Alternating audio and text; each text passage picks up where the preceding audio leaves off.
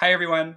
I'm here today with Rufo Guerreschi, who is an activist, researcher, and startup founder. He has a unique position in that he's quite close to the various governments around the world and cares a lot about AI safety. He's trying to leverage this to facilitate the creation of institutions that can manage AI risk. So, hi, Rufo, and thanks for joining us.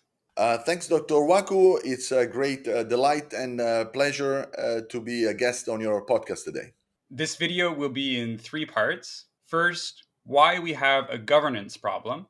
Second, we can do this without a global dictatorship. And third, how to actually form international treaties. Part one, why we have a governance problem. The issue of AI risk is multifaceted. There's technical issues, governance issues, and societal issues as well.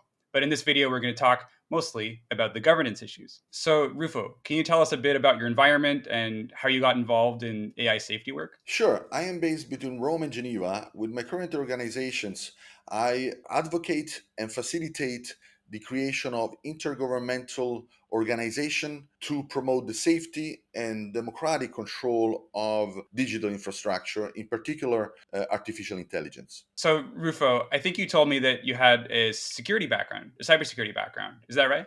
Yes, I started out mostly more generally in the area of e-democracy, where I promoted organizations and startups to develop open source web technologies to enable global political movements to further global democratization across languages, across geographical boundaries. And ever since Snowden revealed how bad the cybersecurity has been no in so far we focus more on deepening the security of these systems because it became clear that open source was a required but not sufficient requirement to have a system that would be trustworthy and empowering people rather than empowering others to control and manipulate. I see. So, you started out by trying to empower people that need tools to do democratic things, democratic institutions. But then you're like, wait a minute, we have to really worry about the security of these tools because when you have a state, they are going to spy on all the things that are happening if they can get away with it. Um, that's quite an interesting transition. And I suppose that were different treaties and so on needed between states to rein in the cybersecurity factors or not? Yeah, so the revelations of Snowden made clear to many of us working on open source technologies to promote the empowerment of people, e-democracy, for organizing, democratic social media, something that even sounds like an oxymoron today. It became clear that just by having them open source was far from sufficient in ensuring that these tools were empowering people rather than the contrary, empowering other people, states, or whoever was on top of a political party or a political movement. And so we started drilling down with research involving really outstanding standardization bodies from states, but foundries, CPU makers, operating system makers, engaging them in research proposals to create standards and certifications that could achieve levels of security and democratic control which were sufficient. It became also clear that unless this process would involve states in a new international treaty, and it also somehow reconcile the need of states to fight terrorism, it would never go anywhere. And so we were very successful over a number of years to engage really the greatest experts, top firms, and several states in these kind of discussions, and which are still ongoing. It sounds like there's quite a few similarities with what's going on with AI right now, in the sense that there's new technology that people don't really understand, and it's a very complicated problem to address. And so I guess that must have led to you thinking about this once AI started popping up in the public consciousness. Well, there are similarities in the fact that basically the ChatGPT moment in November 2022, especially a few months afterwards in March 2023, was a wake up moment for everyone in the AI industry, as it was a wake up moment for people in promoting privacy or e-democracy back in 2012. So I guess that those are main similarities. So, does living in Geneva or being there some of the time, does that give you access to a lot of the governments and a lot of the decision makers, so to speak, when it comes to thinking about how states will respond to challenges? Yes, yes and no. I mean, Geneva is definitely a great place to, if you have to choose globally, to interface with governments at all levels. And we've been there since 2018, most of the time with the Trusted Computing Association and now with the coalition. And but to be fair, that's only so far you can engage with states there because you have, ambassador to the missions there. You have the International Telecommunication Union, World Intellectual Property Organization, several organizations of the UN which deal with these matters. But first of all, these UN organizations deal with these matters at a very superficial level, unfortunately, because raw power rules in that area. And the decision making on these matters happens most at the foreign ministry and prime ministry level, especially where things are extremely sensitive from a geopolitical strategic point of view and communications point of view. And so it's definitely an entry point for a small organization. It's a perfect place to get an entry point.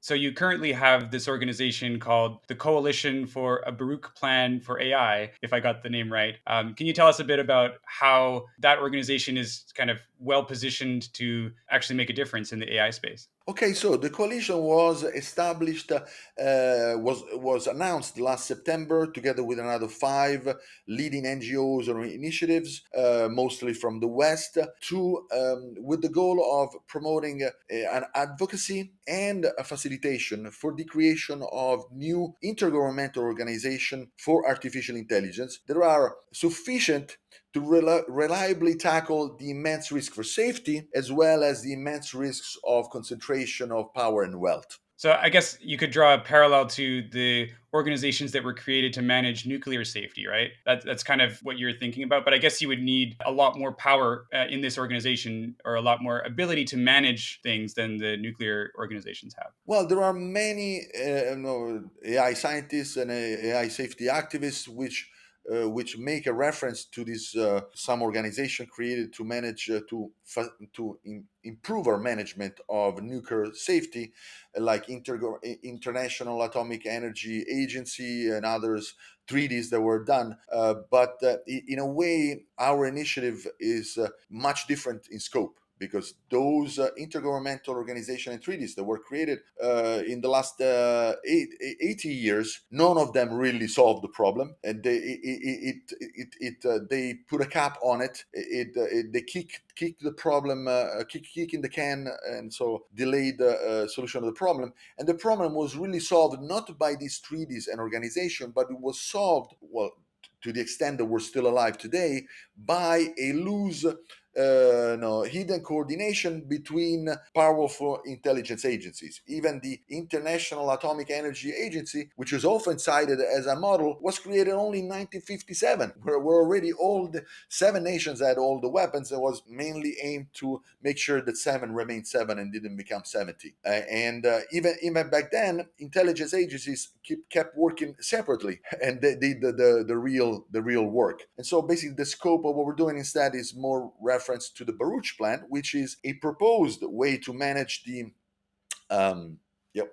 Yeah, I know there's this kind of issue with United Nations or intergovernmental agreements in general that they have to be very loose, right? Because the governments themselves want to retain the autonomy, and maybe they'll implement the laws that actually carry out the intent of the agreements. But they can never be all that like tight in terms of commitment, and it seems like that's going to be really tough when it comes to challenges with AI. Well, yes, our experience with treaties on managing nuclear, bioweapons, and even climate change, it's not very successful at all. Basically, we have managed to contain the risks of bioweapons and of nuclear to date but the risks are higher, every year we go by most experts, and every year is a more chance that we're taking. So the problem has not really been solved by these treaties. These treaties have reduced very mildly the risk for certain periods of time, and they've just raised the hope of people. Which raising the hope is a good thing because people worry less, but in a way you're fooling them, because 5-10 years later these treaties are left by some of these signatories, and you have all these kind of problems. So therefore, these treaties have not really been an example that we should follow. So I think this Baruch plan, which is in the name of the organization you're working with, I think that's in a reference to a nuclear treaty or an attempted nuclear treaty. Can you tell us about that? Yes, the Baruch Plan is a proposal by the United States to the United Nations in June 1946 for the creation of a new international treaty to establish a very powerful global organization that would have exclusive control on all dangerous nuclear research facilities, arsenal, supply chain across the globe. And this new organization would be governed with a governance model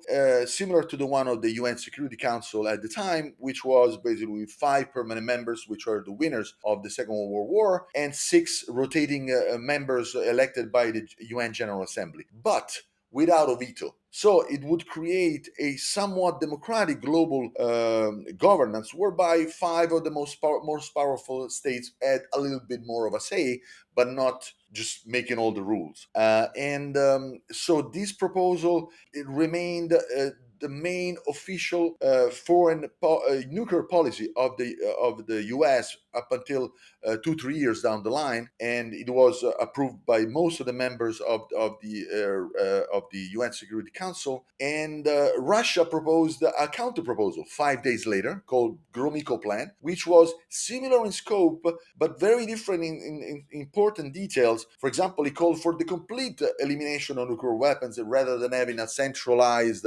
way, and he was against the veto. So basically, what happened is that there was a standstill. All nations were watching and waiting for these two players to find an agreement. This agreement never came to fore. It was, all watchers couldn't really tell at what stage the negotiations were, and slowly but surely the Cold War started, and both nations experimented hydrogen weapons, and the opportunity was lost. That sounds very interesting. It's like we basically almost had a different body that's not like the states themselves that would have had a lot of say in like nuclear safety, nuclear research, even like nuclear weapons, how many there were, where they were deployed, whatever. And instead, we just entered, like you said, an era where there was no official coordination. So the states would have to kind of read each other's minds and just like try to ensure a safe world. But I guess it made for a much riskier history. Yes, well, actually, it was much more than that, because it was about a global monopoly of violence, really. So let me explain, unpack this. Because by having a single global federal democratic organization in exclusive control of all the arsenals, research, and supply chain, and so on, which were dangerous, not all of it, just the dangerous parts, right? People, no, nations could, and private companies could develop nuclear energy and other things, and so on and so forth. This created a sort of a global state in control of the most powerful weapons, and in a way also making war illegal, or at least no major wars. And by the way, the plan also already had in it the prescription to be extended to all other mass weapons of mass destruction, like chemical and bio weapons. And so it was a structure to manage all weapons of mass destruction and dangerous technologies on a centralized way, but federal and democratic. So just manage at the global level what needed to be managed at the global level. So that's a very interesting part of history to think that we almost had a global monopoly on violence. That would have been a very different state of the world, I think. So, what does this look like, or these ideas? What do they look like when adapted to AI? Okay, so basically, with AI, we have a second opportunity to do what we have a second opportunity to leverage the emergence of new, extremely dangerous, fast developing technologies to create a global governance of dangerous technologies and weapons. In general. In general, exactly. In fact, now the coalition for a Baruch plan for AI derives from an initiative from the Trusted Computing Association, which is called Harnessing AI Risk Initiative. So basically, the AI risk, which is a huge risk and concern that we have, can actually become an opportunity to get our act together. So we have a second chance since 1946 to do that. We failed in 1946. We have a second time to do it. And of course, the parallel is the fact that, similarly to nuclear weapons in 1946, you had this fast emergence of technologies which were proliferating. It became clear a few months after the Hiroshima bomb. Oppenheimer, Niels Bohr, Einstein convinced Truman and Stalin there was no secret to keep. Stalin was convinced, in other ways, convinced Truman there was no secret to keep, and it was just a matter of time. Others would get to those technologies, and there was no way of knowing how that technology would progress and how easy it would have been to create a Hiroshima bomb or even to create an hydrogen bomb 3,000 times stronger. So much so that Truman was convinced to table a proposal which is outlandish, right? Even looking at it today. I mean, it sounds like in 1946, there were, of course, the two superpowers, the two nuclear superpowers. And now, while we do have two strong AI superpowers, I guess, which are China and the US, there's a lot more proliferation already. There are open source frontier AI models that are extremely powerful, and there are multiple parties that keep releasing them. So, how well do you think this is actually going to work, given that there's this direct competition between AI superpowers right now? Okay, so as far as the proliferation risk, it's hard to compare to what extent the proliferation in 1946, when the Baruch Plan was proposed, was higher or lower than the kind of proliferation risk that we have now.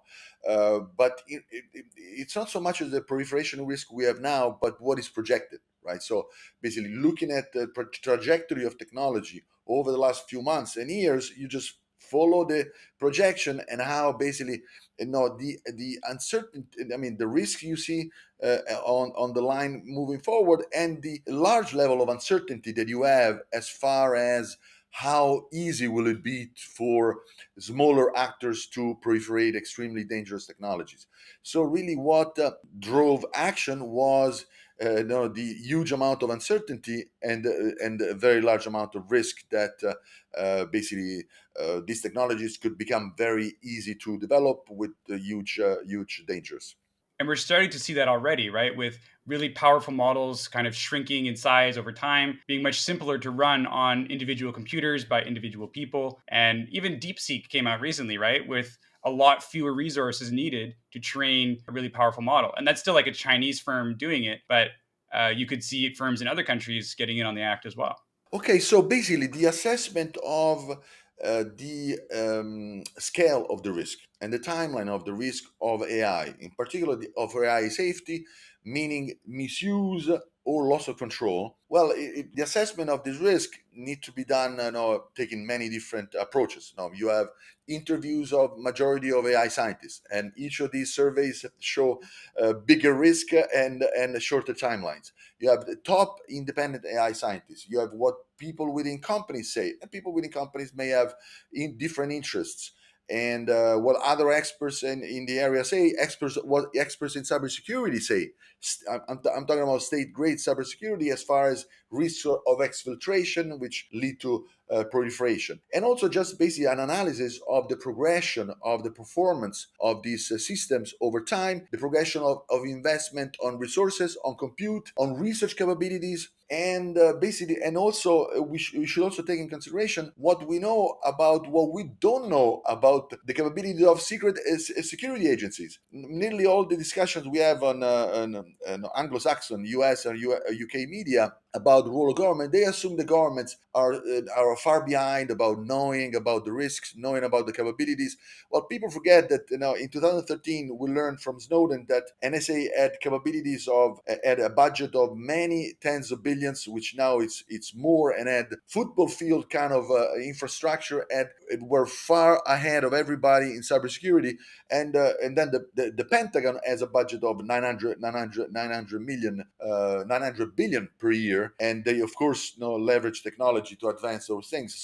So we have to assume, and by the way, the Chinese have similar, they have about 50% the budget nowadays to be projected in maybe in 2 3 years they have the same. And so there's so much we don't know about the capability of states, and even capabilities of leading AI labs, what they keep internally, right? The famous what Ilya saw, or the Q system, right? So they may have systems which are much more powerful that they don't deploy to everybody on an API or $20 a month. Right. And so all of this put together lead to an assessment of the scale of the risk and the timeline of the risk and probability of the risk, which tell us not that we need an extremely bold global institution with a very short timeline. And given our analysis and a document of 90 pages we produced, we think that that can be done while reducing the likelihoods that will further concentrate power, rather instead be an opportunity to decentralize power, because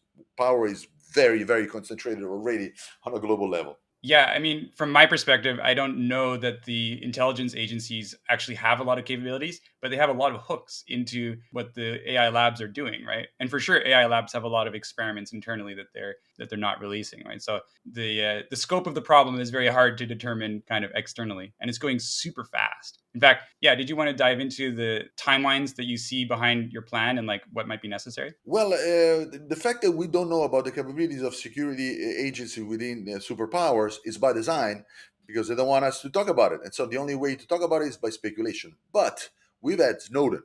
And so by doing an informed guess based on Snowden revelations, which were never denied or assumed as being facts, there were a lot of data analyzed in depth. And what we discovered, the capabilities were of the technology which was most impactful at the time, cybersecurity and so on. It was of the NSA, and given the importance of AI for national security and public safety, it is absolutely to be assumed that the capabilities of these national security agencies are very, very extensive in compute capabilities, in not only that, but in knowing about the risks of AI. They surely know way more than a private lab has, because that's their job. In addition to that, as you know, I don't know, the former director of the National Security Agency is one of the board members of OpenAI. Both Anthropic CEO and Sam Altman often made a reference, shying away, putting their head down about what kind of engagement they have, with security agencies. And Amodei has assumed, saying there's definitely many people that work for us which are government agents. And you would assume that if someone is developing this incredibly dangerous stuff, and you are a security agency, and you don't have people embedded inside these companies trying to make sure they don't do dangerous stuff, they wouldn't be doing their job. And by the way, they can do that as far as, because National Security Agency and CIA can only work on things which are outside the United States, right? But these companies are basically offering systems outside, right? So those systems are fair game, right? It's more sophisticated than that. Or they can do the typical like ask the British to spy on them so that they can spy on the British, and then they cover everything, right? That too, that was one of the techniques, that was used, for spying and so on. But that was used also with Germany as well. I mean, it was an exchange which pretty much all nations did with the US. So do you guys have particular timelines in mind at your organization in terms of like when does all this have to change? Because we're on a pretty dangerous trajectory, I think. People disagree about, is it 1 year, is it 3 years, is it 10 years even? But what's your perspective?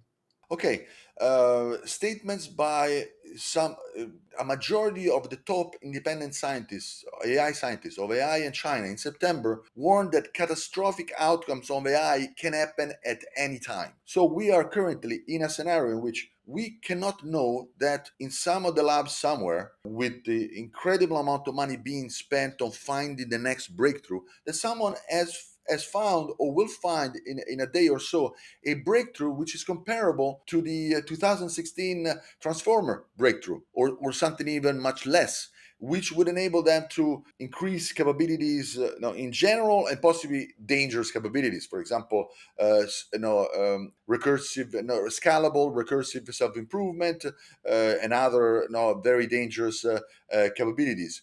And so that's what top independent scientists have been telling us. So, in addition to that, we have the timelines that most people tell us. The independent scientists, it's very hard to put them together because each refers to a different term. They define AGI in a different way, refer to superintelligence, they refer to a doom.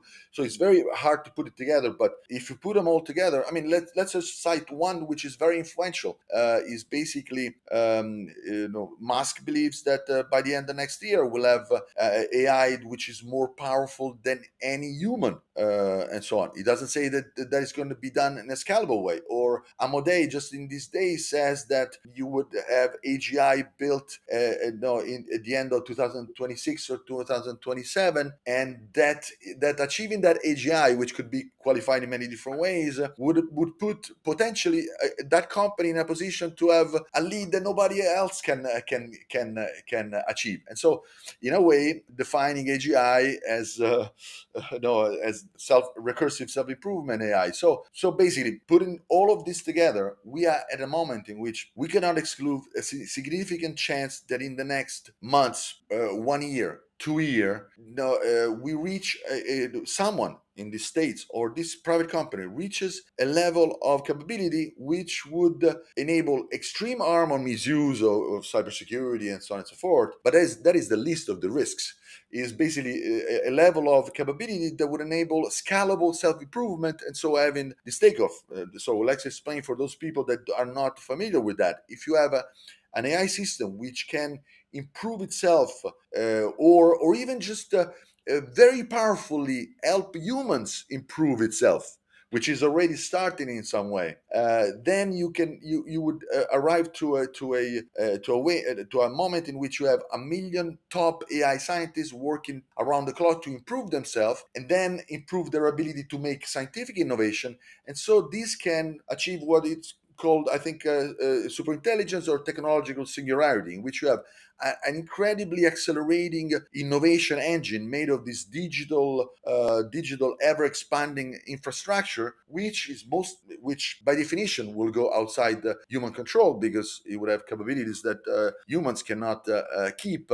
And so therefore, no, that would lead us to a huge gamble in which it's hard to guess what are the percentages in which this will come out to be fantastic for humanity, kill us all, result in a dystopia. Some of the CEOs seem to have agreed on a 10-20% chances the world die, and the other 80-90% that is going to be fantastic. And it's really, where do these numbers come from? Well, they seem strategic for someone that believes that there's nothing you can do to control this. The best thing you can do is just use my recipe to create super intelligence. And well, there are major risks. The risks are very big. I'll be upfront, but there's 80% for you to have all the money, all the happiness in the world, right? So it seems this kind of percentages, something that it could possibly even be defended as we move forward towards the general public. The problem is that we have no idea of the 10-20%, and do we really want to gamble even if it's 10-20%?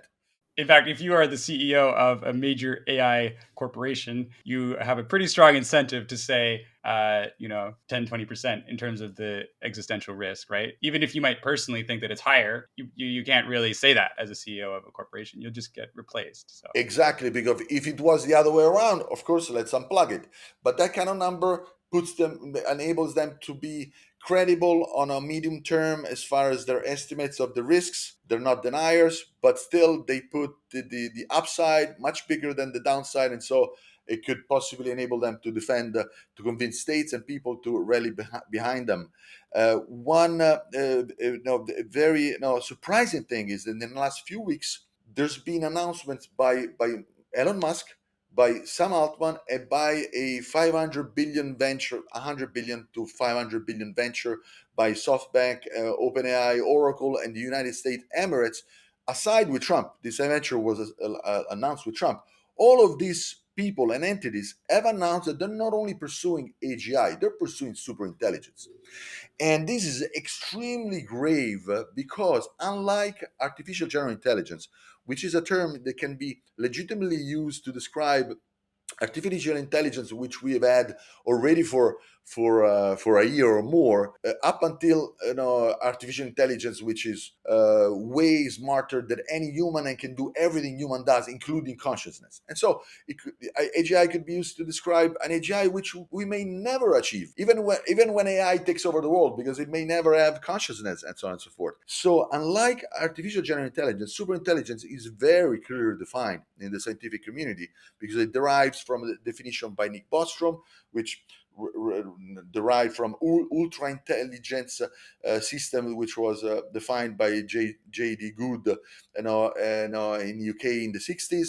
And so that defines, a AI system which is, ways greatly smarter than any human at virtually all domains of interest. This is the thing.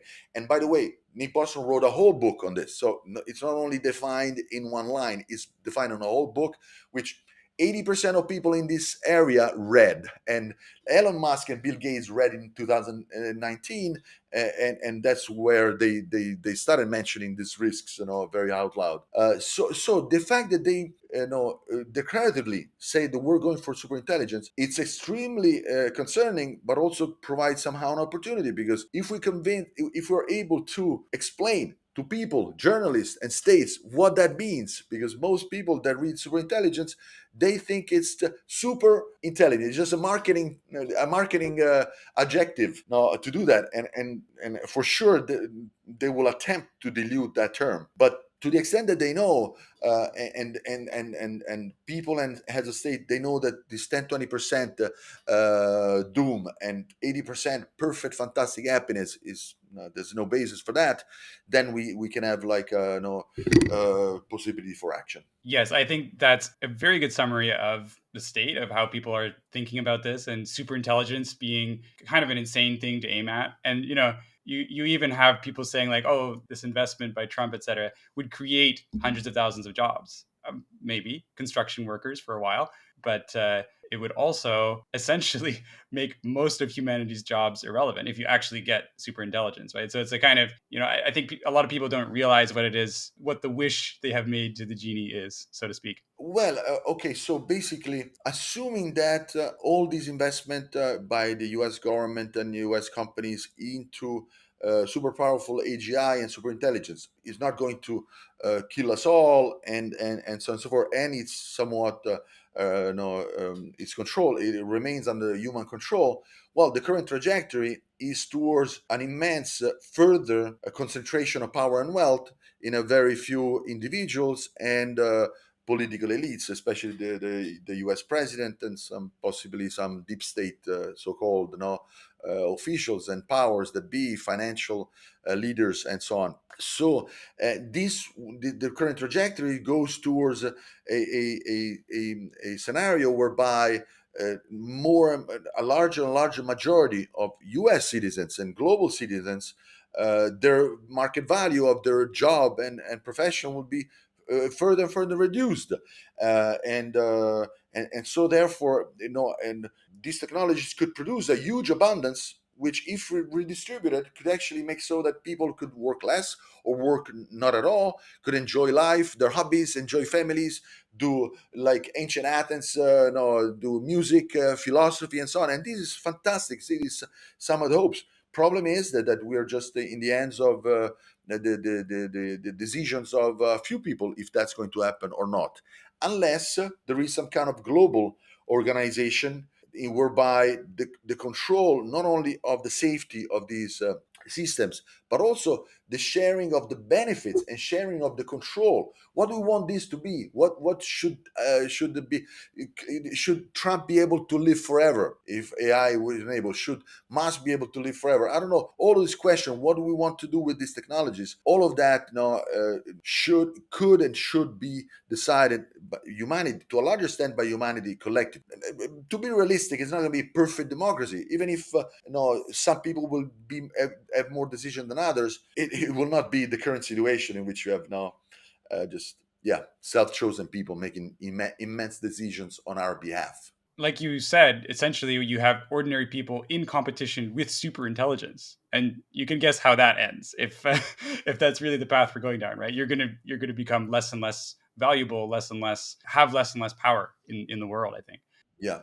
So in terms of the timeline, just to circle back on that, it seems like we are out of time, especially because all these legislative processes and so on, they take time. Like you probably can't do anything in less than a year, for example. So I guess we have our work cut out for us. Well, an extra reason to move on with this radically unprecedented treaty making process, should actually be much more effective using models that are proven to work and so on.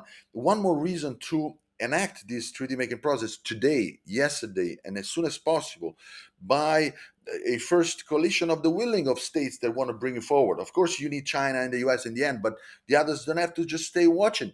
They could just create a critical mass and bring and drag China in it, right? China and the US, they need the market and so on. So people are not, states are not completely disempowered.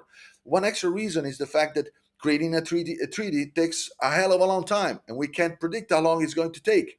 And some people have proposed a conditional treaty, no, and even if this, then even Joshua Benjo saying, okay, well, or even the UN advisory board that proposed saying, okay, well, we recognize that some of the acceleration of AI risk could be faster, and so therefore, if that happens, then we'll talk about much stronger organizations. Well, the evidence we have now is that we should start now. If by any chance somehow AI completely hits a wall and all this risk result to be much less risky, well, you can have a clause that says, all right, well, we'll bring it down. See what I'm saying? So if in progress, so you can't wait. We can't wait anymore now to that. And so this is a reason to start now, and it's also a reason to use a treaty making model which is historically proven, but that is way more effective, timely, and intense as far as intensity, because lots of things need to be debated. And that is something that, unfortunately, we have examples in history that we can rely on. That sounds very exciting, and I think we can dive into it more because the next section is part two: how we can do this without a global dictatorship. So, Rufo, what do you say to people that are, kind of scared of a world government or a world dictatorship in particular? Okay, so basically, calling for a very strong global governance of AI is something absolutely needed to sufficiently mitigate the risk of immense safety harms brings up, of course, concerns about an hyper centralization of power, and a centralization of power which may actually go not only centralize too much power, but also in the wrong hands. So these are very no, understandable concern. Yet, no, we first of all we need to start from the fact that global power is already very strongly concentrated. The AI no, developments are accelerating this concentration in two superpowers, especially the political elites of these two superpowers, the leaders of these superpowers, a few tech slash AI companies, and the financial groups that back them, all of them. There's a few very large financial groups that back them. And so we already are in a very strong concentration of power and in a trajectory of much further concentration of power. Something that you mentioned to me earlier as well was that we're already in a surveillance world, which I thought was quite interesting. There are all these intelligence agencies around. They are trying to protect us from, some pretty severe harms like nuclear risks and biosecurity risks. And that also represents a significant concentration of power. And it's part of the status quo that people don't really see. You want to talk a bit about that for our audience? Yes, so we live in a world which is subject to an extreme level of surveillance and manipulation. But let's talk about surveillance first. What we learned from Snowden in 2013, and since also with further developments from NSO Group and the level of spying or targeted spying on your iPhone, the iPhone of prime ministers, and so on and so forth, makes it clear that we have an incredibly pervasive surveillance mechanism of all individuals in a very deep level, with a very low cost per marginal cost. So there is basically an ability by these security agencies to have a level of surveillance of each individual, which is which would have needed tens of millions of intelligence agents to follow somebody. So that's what we have now, and that affects everybody, but especially influential people in society, people that make change, people that strive for change, political change, freedom, and heads of state. No, just 2 years ago, I remember it came out that within only 1 year, 5 heads of state of the European Union or heads of opposition were revealed to be spied upon for months on end through their iPhones on their most sensitive conversation. And this is what we were notified about. There are so many that discover this and they don't have an interest to publicize it, and so many which are not discovered, because that's the whole point, not being discovered, because then otherwise this has to say to use something else. And so we have an incredibly pervasive surveillance, which is very centralized and unaccountable. It's not completely unaccountable, because the National Security Agency is, for example, accountable in some way to the Senate Committee on Intelligence. They have access to a certain level of information. There is certain control. The president also exerts certain control through their director of national intelligence. But there are many areas of darkness, and so that is a very great concentration of power. And this area of darkness is due also to the need to protect this information from being known by other states, because we live in a world with an anarchy, and so national security has to always put first, and so you need to keep things hidden. Even programs need to be hidden, programs which are very invasive, and so on and so forth. So we already live in such a world. It's of course now the new AI is being used to power charge this world as we speak, and we have some direct evidence that we can see, but and others we can just make educated guesses about. So there's this pervasive surveillance of everybody and their like electronic lives. That's kind of what Snowden was talking about, but focused surveillance on important people, right? Like heads of state and things. So do you think that all of this machinery of surveillance was, did it come about because of failures to really contain these dangerous technologies in the past, or would it have come about anyway? Well, there is a strong, okay, in the past, for example, in the US, there were, when certain scandals of surveillance came about, there were some checks and balances came into place where laws were put in place to reduce and mitigate this risk. And so this happened over and over with some abuses of the FBI, Edgar Hoover, and then I don't remember the other committees that came after scandals and so on and so forth. So there are some abuses that come out as a degeneration of the democratic systems of the U.S. government, but others are basically an inevitability of intelligence agencies being called to fill the political failure of their states to come out with a organizational solution to these systems. So if there was a Baruch plan, for example, approved in 1946, you would have a global body taking charge, democratically accountable, taking charge of this risk. You wouldn't have hidden national security agencies having to go and, as far as possible, to prevent terrorism, which is connected to terrorism, connected to nuclear terrorism, right? Bioweapon terrorism. That's how they're connected.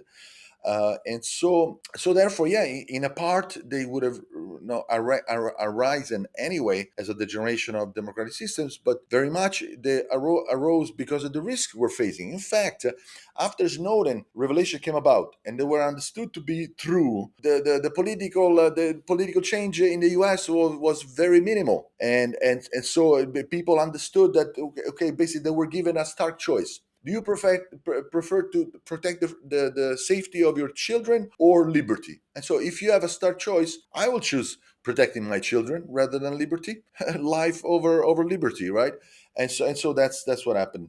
That became the whole conversation, right? Was security and privacy are at opposing ends to each other, and well, you really care about security, right? So therefore allow us to completely invade your privacy. And I think that's what people think about when they think surveillance state and, like, massive surveillance and things is essentially misuse of that power, concentration of that power in the government, in maybe shadowy organizations that you don't really understand and can't audit or anything like that. There's also surveillance in the sense of, a police state or a dictatorship that uses surveillance to keep track of its citizens. But like when surveillance happens in the Western world, that's kind of what people think about it. So from your perspective, is this surveillance a good thing? Is it bad? And also like, how else would you rephrase this dichotomy between security and privacy? Well, I would rephrase it by clarifying that it's not a dichotomy. So, in fact, now we created as a Trusted Computing Association a conference series called Free and Safe in Cyberspace, so that we have freedom and safety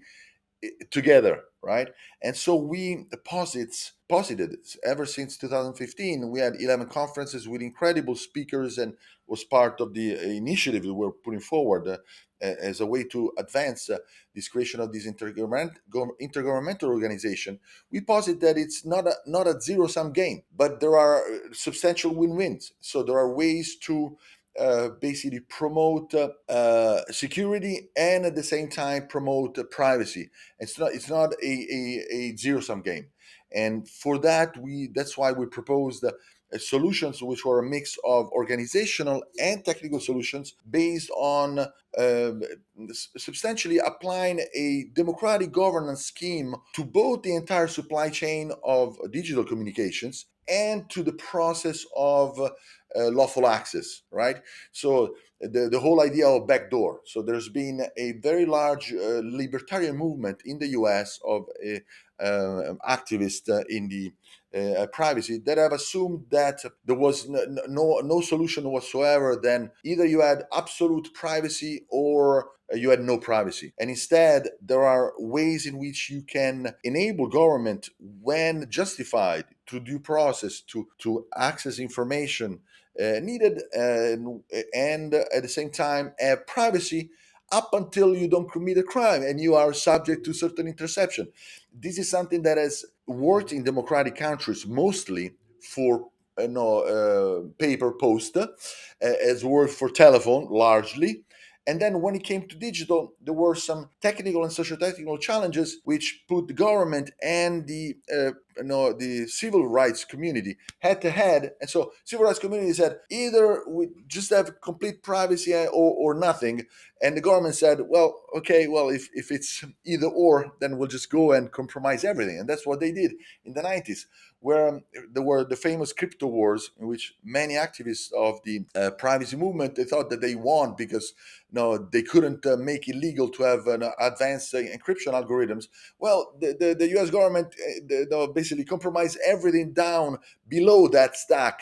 And so really, the only people that got privacy is people that really didn't need it so much. So normal people got privacy, but the people that really needed it and were influential were spied upon very easily with very marginal cost. Yeah, I remember reading a lot about the encryption shenanigans, because originally encryption was classified as a munition, like a weapon in the U.S., and so they're trying to keep tight export controls on this because they were worried about other people getting very powerful encryption that they wouldn't be able to break. And then some people in Australia just re-implemented everything.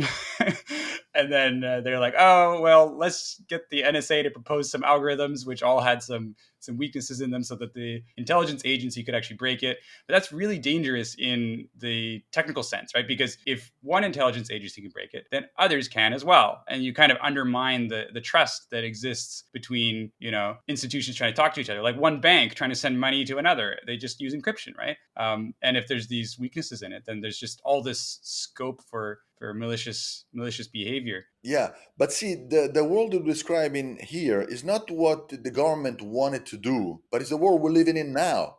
So now you have, instead of having a front door mechanism whereby government to due process get authorized and so on and so forth, the power of governments of superpowers have broken all.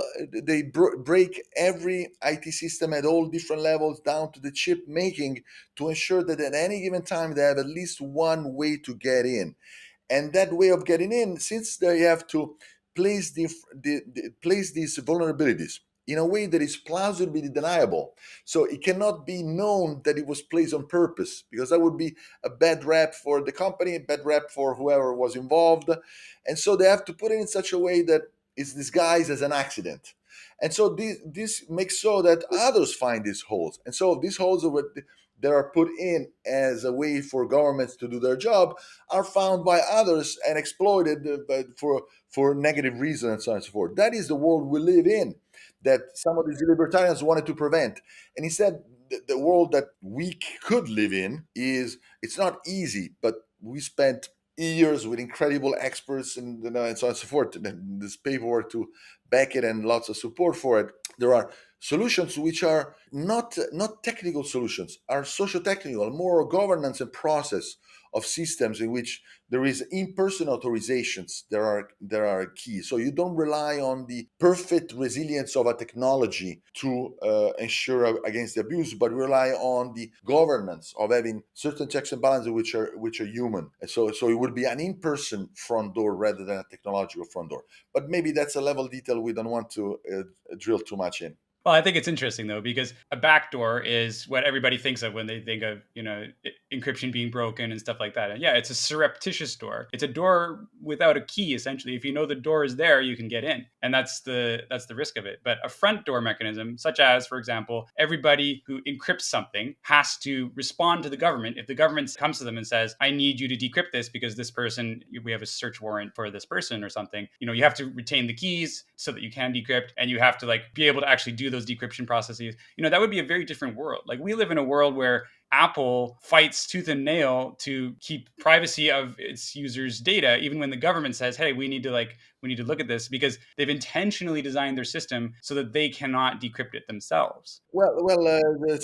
Unfortunately, is much more complicated than that, and there's a lot of appearances which are not what they look. For example, the fact of Apple, or no, fighting tooth and nail to protect the privacy of the individuals, that's very debatable because there's been many technical choices, architectural choices of Apple, which were unexplainable from a technical point of view, that can only be explained by the fact that if Apple was actually creating something that was out in the market, and anyone with $1,000 could buy a device and communicate with fellow terrorists across the world, that wouldn't go well, right? So they reconciled the marketing image of Apple with the ability to leave backdoors. So not backdoors, but backdoors. So basically, a backdoor which is disguised as a bug, right? An accident. You know what I mean? And that is proven by the fact that no, mathematically, every innovation that Apple is doing with fighting to the nail, it's always it never prevents large governments and powerful entities to access endpoint cracking hacking tools that can go after all the important people anywhere in the world, nearly anyone in the world, because a few people can get themselves some technologies which not everybody can hack. But then ultimately you always have to trust somebody. So It sounds like Apple is under the same constraints as governments, which is like they have to, on the front side, say this is unbreakable. We've decided to preserve privacy, and then on the back side, say, well, but we actually still have to be able to deal with these edge cases that are problematic, that involve security, global security, or state security, and they have to play that double game the same way that governments are having to. It's very interesting. It sounds like this Baruch plan, if it had passed, would have led to an extremely different world today.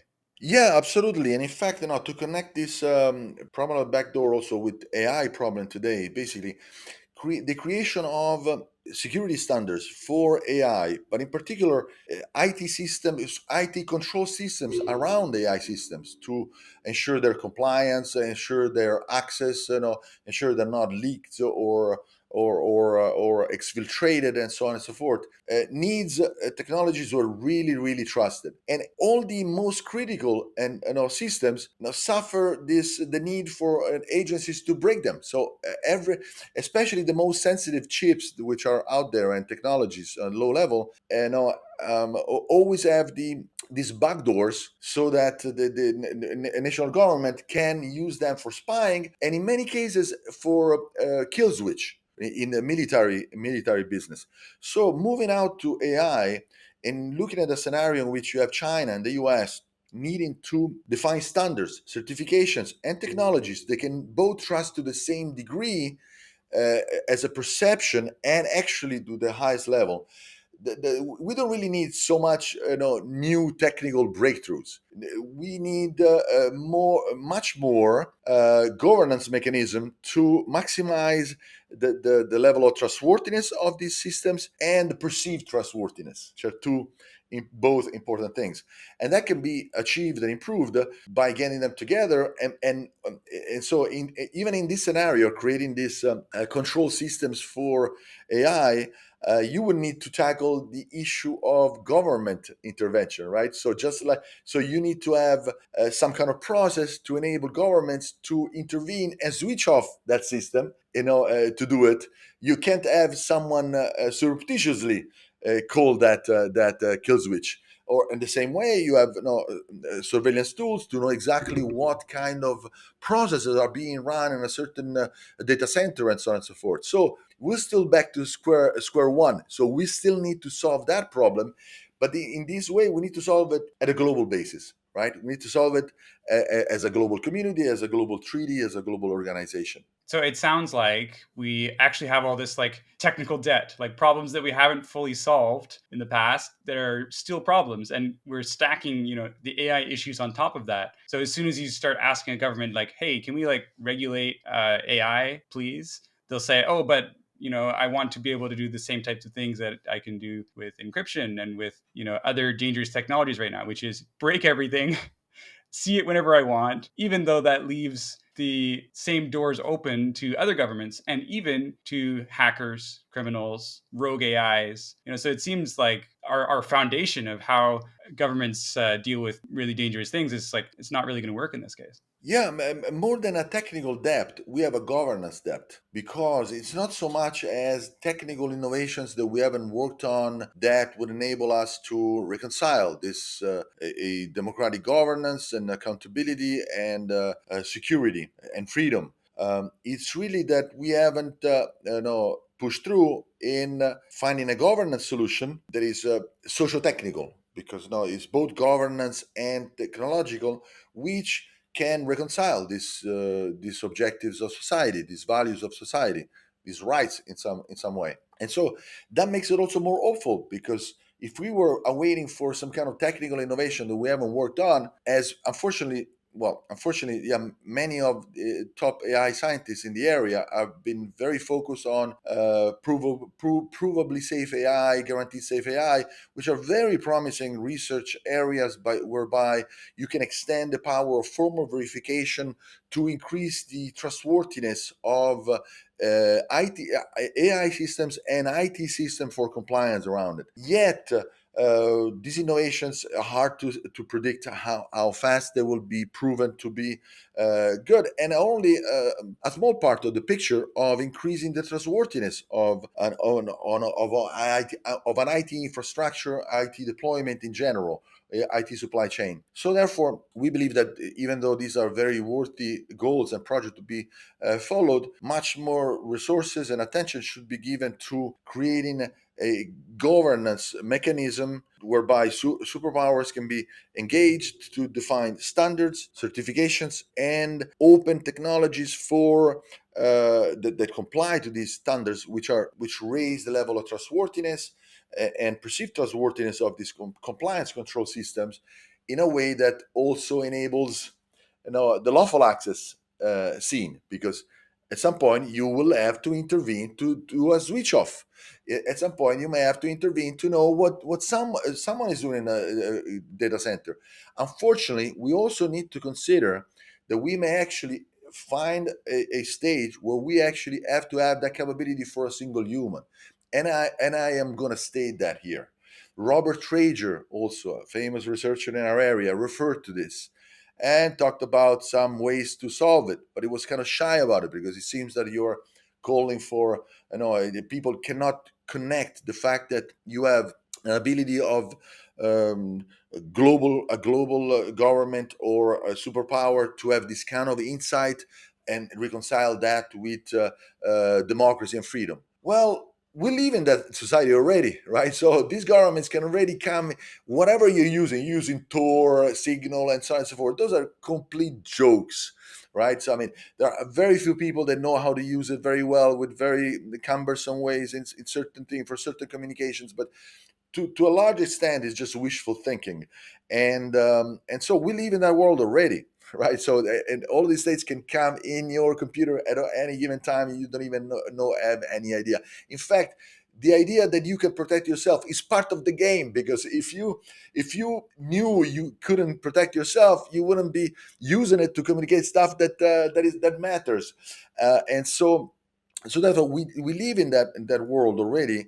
And what instead is possible is that through this major risk and major incentive, we can actually step away from that world. So of course it can get even worse, right? Because of course with AI and so on and so forth, the power of the surveillance is so much bigger, but it could get better, or maybe stay equal at least. Yeah, it's very interesting to think about. Like, let's take proliferation as an example, right? If you're trying to restrict the proliferation of some, I don't know, new and powerful system or breakthrough, which today is just released open source on the internet and anyone can download it and you lose track of it essentially. What does that look like? Because right now there's dragnet surveillance, right? You don't opt in, you don't opt out. They just try to capture all the information they can so they can see, for example, every single computer on the internet that is trying to download this model. That's how you would approach it today, right? But if you have like front door access to legally break into certain systems to see what's going on, how can you, for example, prevent proliferation by doing that? Would you then use that to legally break into the server that is serving this thing and then like shut it down in advance, or like how does that work? Well, okay, so preventive proliferation is so the use of technologies to prevent proliferation is a much wider discussion, and so in order to mitigate sufficiently the risk of proliferation and dangerous use, you will need to use a large amount of digital and also in physical infrastructure, cyber physical infrastructure, surveillance, no airplanes and drones, sensors, satellite, IT surveillance, a dragnet, as you said. So you basically have listening systems at choke points, and which filter all kinds of information and focus on some and save everything they cannot understand. They save it for later for decrypting and all that. Then you have more focused surveillance, in which there are people that may have some kind of likelihood, or actually just your AI suggests that may have some likelihood to do some dangerous stuff, and you devote special resources to those. And you have some rare, for example, endpoint hacking tools, which you don't use too often, because there is a certain level of risk that they could be discovered by advanced actors, and so you don't want to use it too much. So you use those only to certain people, and you have certain also officials that focus on certain people to manage this zombie spy infrastructure. So there is different layers, right, of different person infrastructure, which are basically subject to more scrutiny. So it sounds like you still need like to, dragnet surveillance type thing in your vision of like gathering enough information so that you can really limit the impact of dangerous technologies. Well, the dragnet surveillance is available. It's on today. It's been on forever. Since the telegraph, and I want to hear anyone making a case of how we can live without any dragnet. So basically, any way in which elected governments exercise a automatic filtering of digital traffic in order to spot certain dangerous things that could be dangerous for national security.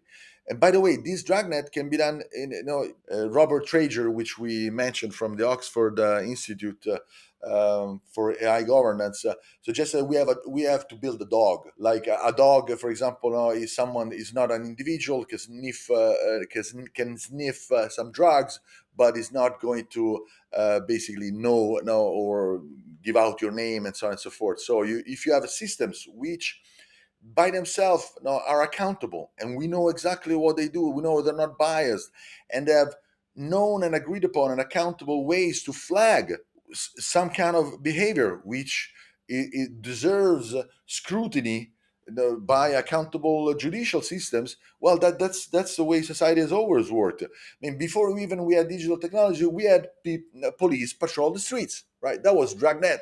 You go on the streets and you see someone acting suspicious, and then you think about it. You see him a second time. You see what I mean? So it's always been like that, right?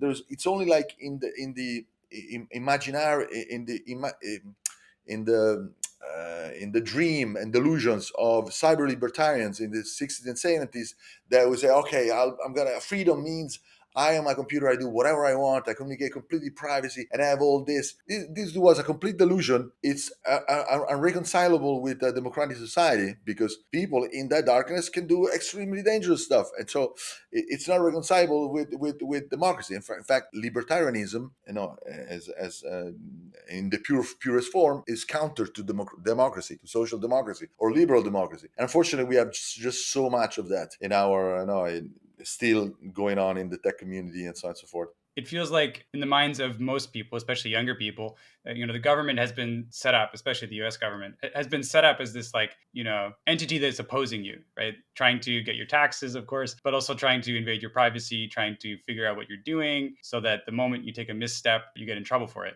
But I liked what you said about like a watchdog or a dog that can sniff out drugs and things, because that's essentially what's happening right now. But the way they do it is by slurping all the data into a database and then running some queries that are dogs. But they could also run other things, right? Like if somebody who is in the intelligence community observes something bad going on, they can immediately then try to figure out your real name, and they can probably do that, right? There's no like compartmentalization or like escalation of the access. Whereas you could instead have a watchdog. Maybe it's even an open source thing, and it runs on everyone's systems, and it's gathering, it's looking for flags, and then those flags get raised, and now there's an extra level of privilege required, right? And someone comes in, and there's a legal process. Okay, so we're getting some kind of fine detail, possibly missing the larger picture. So, for example, the way in which governments can control very dangerous activities that could lead, for example, for immense harm of an AI proliferation, AI misuse, loss of control. It's not only done through dragnet as we defined it here, but mostly it would be done through targeted authorization. So you have a government that possibly following a flagging by an automated system, a dragnet automated system, or following some human intelligence, acquired information with due process, basically realize that a certain person should be subject to scrutiny and individual surveillance. Well, if they do come to that conclusion, they would have to, in a global federal government, global federal organization that has this, centralizes power across nations, they would have to follow a due process by which certain judges need to be convinced, need to be evidence need to be proved, and then at some point the access of that person will require, for example, five randomly selected citizens that actually need to authorize the opening of a certain door to enable an official to actually access that information. So basically, you can have a decentralized way of control by which you count on the fact that a certain judge could be corrupted or could be rubber stamping things and so on and so forth. So you have many layers and checks and balances, fallbacks on these things. So instead of having one nation, you have multiple nations. So, for example, if one nation wants to surveil an infrastructure in another nation, then you would need to have 2-3 nations authorizing that kind of a thing. If you need to surveil a certain individuals, then you need 5 randomly selected citizens to actually be present in person to actually open the door where actually the access to the information of this person can be done. And of course, these 5 people don't need to be rendered acknowledged of all the evidence which may be subject to national security evidence. They just have to prove that the due process was actually followed, right? So you can have all these mechanisms. What I'm describing here is something that we developed over years with dozens of experts with these papers and so on and so forth. So it's very, very detailed, and was the subject of 11 conferences over 6 years, and welcome people to look it up on the internet, free and safe in cyberspace. And so basically, in the end of the day, is applying to all the supply chain on our IT system and all the social technical system that creates this front door access, apply democratic trustless mechanisms. So basically the same organizational mechanism that guarantee democratic elections up until they introduced voting machines. Those same checks and balances, you have you have multiple individuals in a voting booth that guarantee that your vote is not going to be thrown away, right? Or someone is not inserted. We are literally applying to the governance of IT the same invention, the greatest security and accountability invention of history, which is the democratic system the democratic organizational system that make the voting trustworthy. I mean, so we apply that to the entire supply chain, even during the fabrication of the chip, for example, whereby there are vulnerabilities that are inserted at the chip level, which there is no way you can verify afterwards. So if you weren't there, you can't know. And so in order to prevent that, there are processes which are part of our proposal actually that would have five randomly selected citizens. No, no. Well, actually, in that case, it's three plus technicians, which guarantee that in certain key phases of the foundry process, what was supposed to happen happened. And on one side, you have technicians, and these randomly selected citizens instead would actually guarantee that are not experts, but it would just be learning about what is supposed to happen, and they just validate that that is actually happening. And so this is building upon processes that the National Security Agency has been having for its own ultra critical systems for decades. We build upon that with top experts and so on and so forth. So this process, that's why it's all about governance, right? So in the end, there's no like new breakthrough technology that's needed, but just applying. It's not about technology solving democracy. It's about democratic systems to be applied to the entire IT and social technical systems which are critical for society. When I listen to what you're saying, I really get that very strongly, right? That you're focusing a lot on how democracy and democratic systems can solve these huge challenges, and shining a light into these things that are very hidden right now, right? Like, how does somebody decide to surveil an individual or something? There's no like court where they go to and they say, hey, here's some evidence and whatever. You would love for there to be that much due process. But I also feel like right now there's like anarchy at the highest level of coordination between governments, right? There's no like strong principles in place. And of course, you could have a very strong world government that actually fixed that. But you can also have these like targeted organizations that delegate certain powers to democratic processes and so on. And that seems like such a key idea that is not in anyone's mind. Like, everybody just assumes that countries have the ultimate authority, that they can't trust each other, that they have to maintain militaries and fight each other, and there's no easy way for one competitor to convince one competitor country to convince another that something should be done. But that's just the current state of the world. It's something that could be changed or could be modified by agreements that everybody just signs in on, and then they agree to collaborate in some of these limited ways. And I really think that's a key message of what it is you're talking about. Yeah, so I mean, the key realization is the fact that the world, which is very globalized in communication, infrastructure, military, culture wise, and so on and so forth, is essentially, to a very large extent, almost completely, an anarchy. And in an anarchy, only those with the most guns and with the most money rule. It's like a Wild West. Imagine what the West was. You had a bunch of people living in their houses and trying to stack up guns because they had no idea when the other guy would come around and blow them off. And maybe they had a little sheriff there with a couple of guns, and which maybe 1 week after the other would actually be blown away.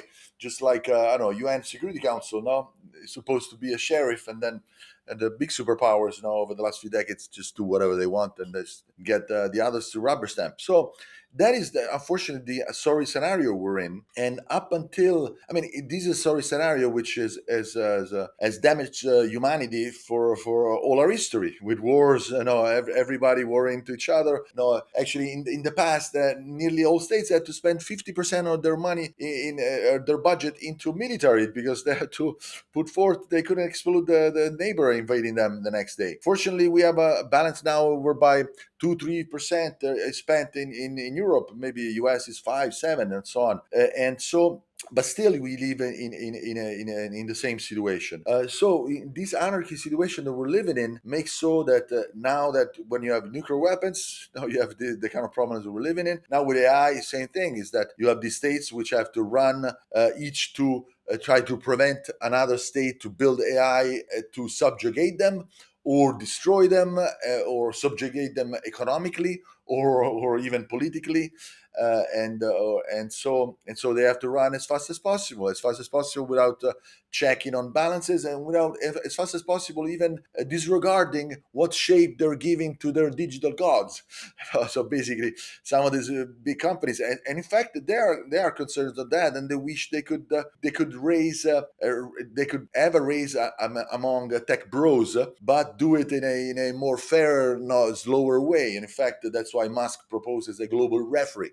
It doesn't propose anymore a global regulation which is strong and so on. It proposes a global referee, something that will just check enough on labs so that people cannot just cut corners too much, so that they can just have to rush and create a digital god in a haste, which it's not very it's not a very how you say, respectful way, or smart way to create a next digital god, if that's what you want to do. But so anyway, this anarchic situation we're living in is not a given. Back in 1787, well, 1786, there were 13 states in the U.S. which were very loosely aggregated 6 years before in a confederacy, after they escaped the dominion of Britain. And so they realized back in 1786 that they had no way to protect their national security nor their economy by being just this loose aggregation or confederacy. They couldn't make trade deals with these empires which are ruling around the world, and they couldn't protect their national security against another state crossing their border, or other empires. So a few of them led the way to create an intergovernmental constituent assembly process. So a treaty making process whereby, instead of just let's meet in a room and hope we get a deal, they proposed that we set a structured treaty making process whereby we set a date, we decide what we're going to do, and part of it we decide when we are there, because we are there, we are delegated, and we represent our people, and we set a certain time frame. We don't strive for unanimity. We commit to the fact that whatever we approve will be binding to those that approve it, not if all 13 approve, but if 9 out of 13 approve it. That's what they did back in 1787. If they did 13, everybody needs to approve. It would never have agreed, because some didn't want to get together, that didn't want to do this, and so on and so forth. So this process was then replicated in Switzerland, was replicated in India, was badly replicated in Europe. And in fact, Europe created a federal state which is extremely weak and very unsuccessful economically, militarily, sovereignty wise, and so on and so forth. Whereas the US was an incredible success. Now, I mean, 200 years later, I mean, you can't blame it on the founding fathers if things are not shaping up as good. And so that is literally the model that we're proposing that needs to be followed in order to create such a strong treaty that we need for AI, and do it in a timely basis, in a predictable way, in a way that is inclusive, that creates something whereby the process is not hijacked by a few states or people. And so, therefore, by the way, this proposal, which is at the core of the coalition, aside from the scope and scale of the global organization that we need, the other core element is this treaty making model, because we can't use treaty making as we've done so far. This was proposed by Sam Altman himself in 2023, in March. He proposed exactly this, getting inspiration from the US Constitutional Convention, to create a global governance of AI, which would keep at the global level what needs to be at the global level. Everything that is as much as possible will be at the national level.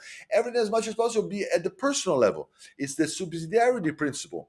So call it decentralized. Now the current knowledge, I mean, what used to be called subsidiarity principle of federalism, now it's called decentralization, and it's tied to distributed ledgers and crypto technologies, which are part of it. But it's mainly a governance thing. No, so that's just a technical part of this concept.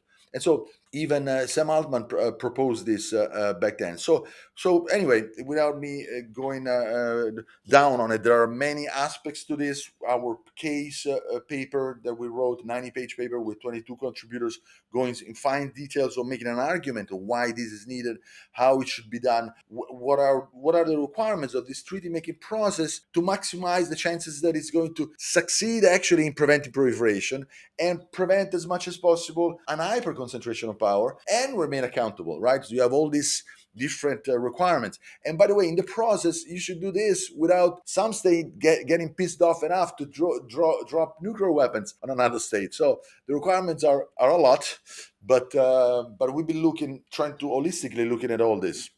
It seems like there are a lot of nuances to forming international treaties. So we can dive into that a little bit more now with part three, how to form international treaties. So in a video I made a few months ago where I talked to Yoshua Bengio, he actually said something about how we would need a world government to handle AI, the same way we probably had needed one for a long time to handle other risks to humanity. And he also focused a lot on like decentralized labs and democratic processes, essentially. How much do you think this aligns with what you see as the need going into the future? Well, I am very happy that Joshua Benjo made this reference, and I wish he would make more reference about the strength of a global organization that is needed to manage AI. Calling for a world government without qualifying it, very much, it rightly, scares people about creation of something which is overly centralized and possibly non-accountable. For some strange disconnect, cognitive disconnect, nearly everyone in the West will agree that the best way to manage a city is through a democratic government. The best way to manage a region is democratic government. Best way to manage a state, a nation, is a democratic government. Even the best way to manage Europe with 36 states or whatever, 30 something, is through some kind of democratic government. But then automatically, if you enlarge it to the global scale, automatically it's a dictatorship, right? So there's a major disconnect there, right? Which comes from nationalistic propaganda, imperialism. There's a long story, but that's how people react. But it's also a genuine risk that basically, even though we currently already have a very high concentration of power globally and unaccountable power concentrated globally, a global government done wrong could actually durably entrench that power or even make it stronger and give no chance whatsoever to undo that unaccountable bad power. So I would qualify basically more, instead of just saying world government, we need a world federal democratic government, right? And so federal meaning decentralized, meaning with the subsidiarity principle. So we need globalized only that which needs to be globalized, not handling only those things that need to be solved at the global level, challenges and dangerous technologies. So therefore, I think that's a good direction. In fact, in general, there's been several experts in the area, like Jan Tallinn has been calling for a Baruch plan for AI, which we said is very close to a global government. But he said it only in some interview. Then he doesn't really. He says it in a pretty shy way, kind of like as a hinting for it. Joshua Benjo said perhaps we need a Baruch plan at the end of a whole long post that he wrote about international governance. Jack Clark, the current global head of policy of Anthropic, quoted a Baruch plan as a needed in an article that was wrote about him in The Economist. And even Control AI, a known organization, they mentioned it in an article, but then never mentioned it in the papers they produce. I don't know, maybe they changed their mind. Fact is that even though there are many experts that have referred to the Baruch plan as a model, they have referred to it not outspokenly. No, you could guess why they're doing that. Possibly they think it's something that should come more along the way. We may actually need it later. In fact, they use perhaps or later, and or maybe they feel that no, nobody's saying it. This looks too outlandish. Maybe it looks too unrealistic to do. But we live in very extraordinary circumstances, and it requires extraordinary measures. And as Benjo said, we have needed that all along. We needed it for nuclear weapons. We needed it for climate change. We needed to have some kind of economic justice in the world. And so therefore this assumption that it's only going to go bad, it's not founded. It has no basis. And so anyway, I'm not saying it's easy, but there is a lot of science and a lot of ways to do it right. And I think that it can be done, and that's what we're pushing forward. I think the instinct that people have when they push back on, a global organization of some sort, even if it's not a full world government, they push back on it because it seems very hard to get everyone on the same page. Like the examples you gave of a city, a state, a country, they have some sort of shared identity, shared language, shared values for the most part. And when that's not the case, the country often has a lot of trouble, right? Like when colonial powers kind of redrew boundaries and said, you guys are now all one country. And I know that's happened in Europe even, right? And certainly in the Middle East. So I think there's legitimate concern that if you try to federalize a bunch of nations that all until now have had like full authority over their affairs essentially, and you try to restrict them in certain ways, or you try to subject them to this framework where they're participating in a democratic process, they might just not do it. They might go rogue essentially. Imagine taking like a Russia or a China right now and trying to convince them to do something that they don't want to do. How do you enforce that type of thing without, for example, taking away a lot of power or resources from countries? Okay, I think there is a misconception that in a state of anarchy, by moving from a state of anarchy to a social contract, Jean-Jacques Rousseau, one of the theorists of democratic forms of government, talked about social contract. When a social contract, you have a citizen which basically gives away certain freedoms, but to get back more freedoms than those he gives away. Right, so he gives away the freedom to shoot his neighbor. He gives away his freedom to prevaricate and a few other freedoms. But in return, he gets to be protected from a neighbor to do other things. So in the end, gets more freedom than those he gives away, and that's the invention of democracy, right? And that's how democratic systems maximize overall freedom, even though they're based on a citizen renouncing to certain freedoms. The same for states. So currently, you're saying that all states, currently nations, can have full sovereignty. Why should they renounce it? Well, first of all, of 193 states, there's a couple that have a very significant sovereignty. All the others have very little. What kind of sovereignty does Italy have? What kind of sovereignty does Kenya have, or and so on? They militarily, culturally, economic decisions, and so on and so forth. They have incredible power from financial forces, and military forces, which are beyond their scheme, because they live in this global anarchy where those with the most guns and money rule. And so that's the scenario.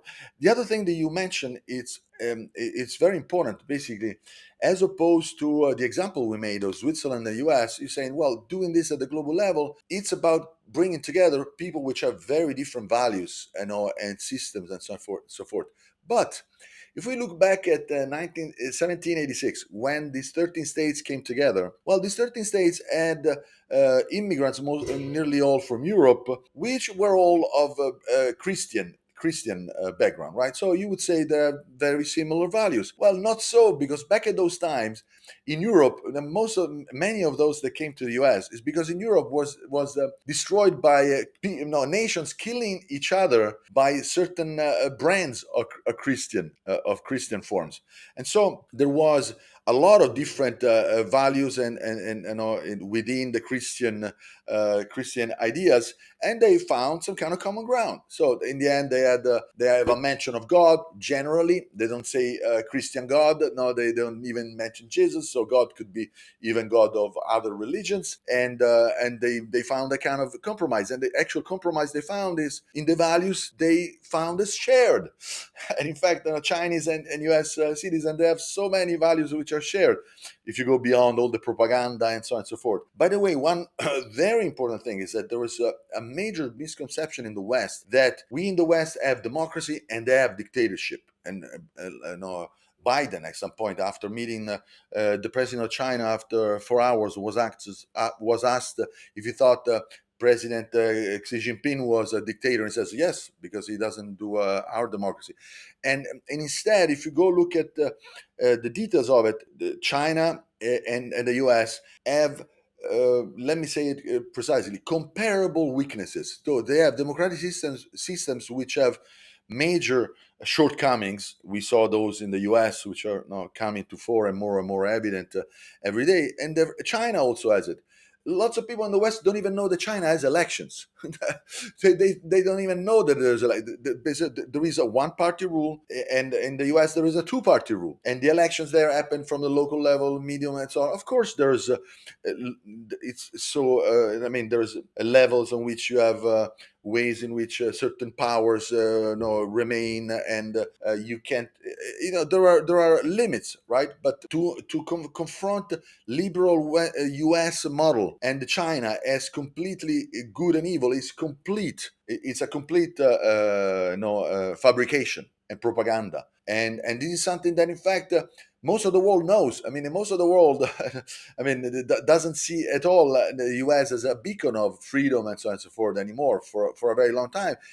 Unfortunately, and over the last decade or so, even more. And so this creates basically an opportunity by the fact that once you take out this cloud of propaganda and so on and so forth, the basic values are much closer.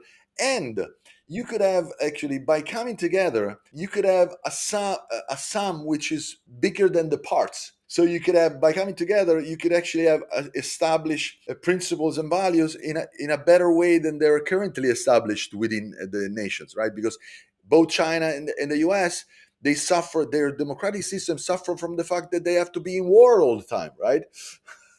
And so you have an opportunity to have something that is better than before.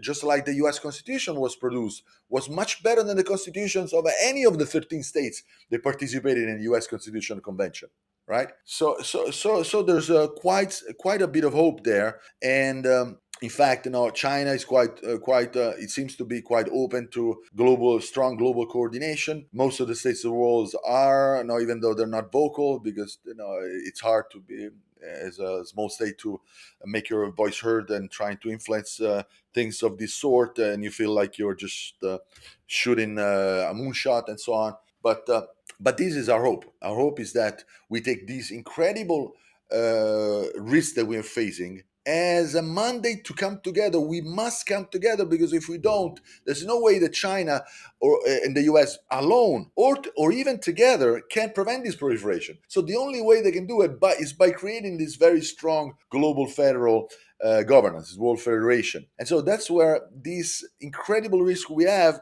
presents a completely unprecedented opportunity to better our the way we manage human affairs more in general. So it sounds like for your plan, you want to convince like a critical mass of states to kind of come together, and you hope that you can actually have enough influence, even without a major player joining, that eventually they would get on board as well, and to really kickstart this process of creating a structure of agreements. Yeah, so we're taking inspiration again from the US Constitutional Convention. In 1786, it was only a couple of states with some leaders, which became founding fathers, James Madison and other famous people, that initiated this process. They had a Philadelphia Convention, whereby only 5 states showed up, and only to discuss some more coordination about economic matters and so on. But just one of them had was delegated by their legislature to more widely discuss things, and so they were entitled to discuss a wider Constitutional Convention. And so you can have a small number of states initially taking the lead, even seven. Let's throw out a number: 7 states, which are maybe some small, some larger. Ideally, there should be some player which is some kind of weight, possibly also some kind of industrial capabilities in the area of AI, that by the nature of the diversity of these states, geographical and geopolitical, they have a level of legitimacy which is even higher than many of the other intergovernmental organizations that you have, G7 or others similar. And so, by coming together and agreeing on a route towards this very strong treaty making process, which is structured, leading to an intergovernmental assembly, by agreeing to it, they can agree on the mandate, on the rules for this, and then call upon any other state to come over, because all of them will be invited. Then at some point, when a certain threshold or number of states amount of GDP is reached, then those can agree on a mandate, and a date is set. Just like when the US Constitutional Convention was set, it wasn't guaranteed at all that everyone would show up. In fact, from the date that it was set for the US Constitutional Convention, it took 21 days for all the states to show up in the room. Some of them showed up in town but didn't come in the room because they didn't want to show up. They wanted the process to fail, right? And so by setting a date, then you give time for all the others that could actually realize that, okay, well, maybe if I don't go, then I'm missing out. I'll be outside and I will have a worse deal. And that's, in fact, that should be an incentive. To those that come later, those that come earlier should get a better deal as far as economically, and say a little bit, not a little bit of incentive. So through this process, following exactly what happened in the U.S. Constitutional Convention, but of course this only for AI initially and globally, we could do this process, gradually. And of course, in this process, U.S. and China are both invited to join from day one, but they're only invited to join together, right? Because if one of them joins and the other doesn't, there's no way you can. No, I mean, even the perception. No, nobody would believe that it's not controlled by one as an instrument of their expansionist foreign policy. And so therefore, in fact, now to put an incentive to China and the US, the first one of the two that joins in and commits to it cannot participate fully, but has a little bit of an advantage for the one that comes after. So there is an incentive for either of the two to join in earlier on. And this is spelled out in our case and also on our site, where we describe the goals and strategy and roadmap. So the timeline of this, of course, it depends on when these milestones will be reached in this process. And of course, could take also some different forms. And of course, we are a small organization. We have NGOs who built as an open coalition. So funding will actually make a big difference, because we've had some interest from major states, but we couldn't actually confirm certain events we organize in Geneva, but because there's several states who are interested that would definitely at least participate, in some form, and start bringing the ball forward. And so we could actually do that with a very minimal amount of money, because we've been operating only on a volunteer basis up until now. And so we can leverage any funding very well by leveraging a lot of volunteer work and so on and so forth. But yeah, it sounds very interesting. And is there anything that you think that my audience could do as a next step for this, right? Because most people are not in a position of power to affect funding in states, or to invite their government to attend something. But it sounds like you are also trying to just spread awareness about this, and spread the knowledge about your plan. And I visited the website. It seems pretty detailed. And by the way, of course, to everybody, it'll be linked in the description below. The Coalition for a Baruch Plan for AI. So definitely check it out. But yeah, did you have any final words or other thoughts you would have for the audience, who's just kind of the general public at this point? Yes, we have opportunities for all kinds of people that feel attracted to this idea. So the starting point is sign our open call. We have an open call. We have an abstract, which is just 3 lines, and another one which is longer with 80 words, whereby you could sign it. Especially, ideally, if you are an impactful organization, influential organization, or or even just as a person. We're welcoming volunteers, even though at the moment we don't really have the capacity to handle so much volunteers. But please sign up as we build up our operational capacity. Of course, getting some names which are recognizable in the space, like former political leaders, well-known IT security, AI experts and scientists. Those, of course, would give a lot of weight to what we do, help us attract funding for it. In the end of the day, one key thing is, in the end of the day, of our looking at the real scenario of the world and where power is, one absolutely key thing that you can see from our roadmap will be, as soon as we get resources, to lobby towards the key advisors to President Trump and President Xi Jinping, because really you have an incredible concentration of power on these two individuals and possibly Musk and a few others. And so getting to those that can influence them, no, it's key convincing them that this solution is the way to go, where they can reconcile their own personal interests, the interests of their nation, and the interests of the world, and so on and so forth. There's a lot of win-wins if we don't sleepwalk in a disaster. So we welcome people to go on our website, look it up, reach out, and come into this venture as ambitious as it is. Well, thank you very much for talking today. It was very interesting. And even as somebody who is, coming from a security background and very kind of skeptical about what states do in the area of cybersecurity, I think I've learned a lot from your descriptions of how it could be, how the world could look, and what happens when you get rid of anarchy, which I think is a very important goal for everybody, but it's not one that we kind of consciously think about very often. So, yeah, thank you very much for your perspectives today. I really appreciate it. Yeah, thank you, Dr. Waku. It's been really a great experience, and I really think that was structured very well. And I hope we have a follow up in a few months, and with some great progress to share it with your audience. All right. Well, I think that's the end of our conversation. If you liked this one, definitely check out this previous video I made where I talked to Yoshua Benjo about some very similar topics. It's not entirely on governance, but there is a big piece in there on governance as well. So I think that's all we have for today. Thank you very much for watching. Bye. All right. Thank you.